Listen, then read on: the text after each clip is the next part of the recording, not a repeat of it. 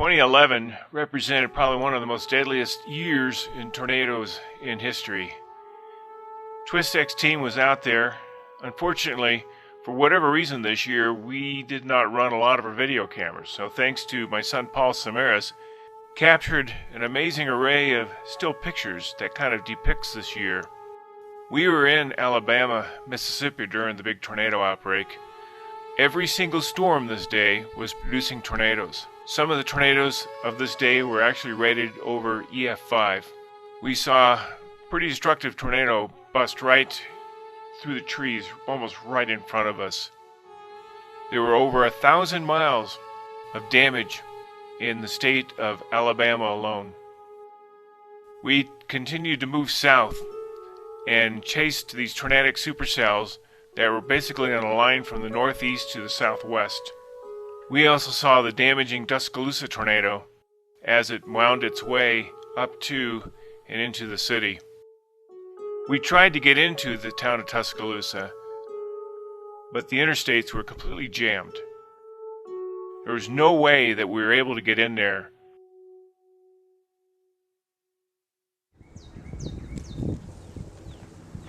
Damage in Tuscaloosa.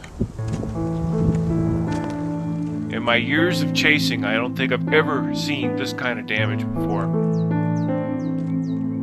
Absolute, total destruction.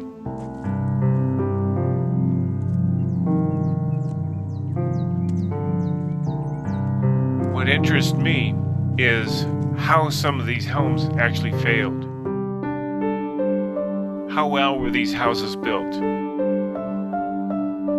That's how the EF scale is determined in the strength of the tornado.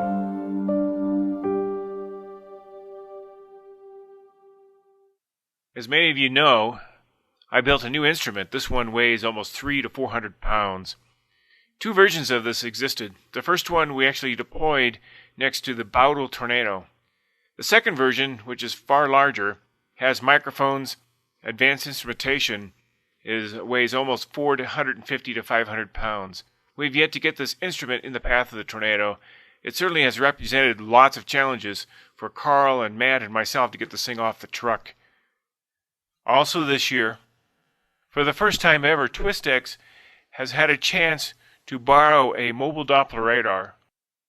Although the dish was really small, we're able to look and see on the inside of storms and tornadoes. Be able to measure wind speeds of tornadoes as they pass near our armada.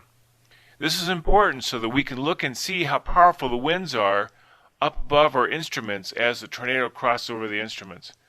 Thanks to EWR, having the radar with us this year proved to be a huge advantage for us. We actually mounted it on the probe vehicle. In the end, I wished we would have had two vehicles to be able to put this instrumentation on. Having the radar on plus the deployment instrument on the back of the truck really proved to be a problem. But we chased anyway, and we milked out as much as we could through the year. During the big Joplin tornado day, we were actually on the supercell just to the south, driving through trees, incredible forests, trying to only get a glimpse of the half-mile wide tornado. On May 24, 2011, an incredible tornado touched down in northwest Oklahoma near Canton Lake. We almost had this tornado surrounded mobile mesonettes, and we came pretty close to deployment. The problem is the tornado spent much of its life over Canton Lake itself. But nonetheless, the Canton Lake tornado was beautiful. By the time it actually reached land, there were actually no roads to get there, and we were just a little bit late. But that's how tornado chasing and probe deployment works sometimes. Sometimes we just don't quite get there.